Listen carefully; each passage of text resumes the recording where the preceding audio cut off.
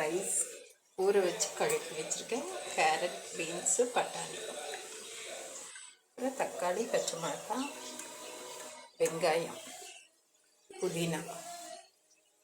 இப்போ பார்த்திங்கன்னா லெமன் புழிஞ்சு ஊற்றணும். இஞ்சி பூண்டு பேஸ்ட், இஞ்சி பூண்டு, பட்டை, கிராம்பு, சோம்பு, ஏலக்காய் இதெல்லாமே சேர்த்து அரைச்சிருக்கேன் ஃப்ரெண்ட்ஸ். பாருங்கள் ஃப்ரெண்ட்ஸ், தக்காளி வணங்கின பிறகு கேரட்டு, பீன்ஸ், பட்டாணி இதெல்லாமே நல்லா எண்ணெயில் வணக்கிட்டேன் ஃப்ரெண்ட்ஸ்.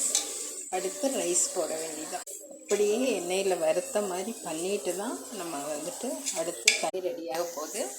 பாருங்கள், முட்டை கிரேவியும் ரெடி பண்ணிட்டேன் ஃப்ரெண்ட்ஸ். பார்த்தீங்களா, வெஜிடபிள் பிரியாணி ரெடி. இங்கே பார்த்தீங்கன்னா முட்டை கிரேவியும் பக்கத்தில் இருக்குது. இங்கே வந்து தயிர் பச்சடி ஃப்ரெண்ட்ஸ்.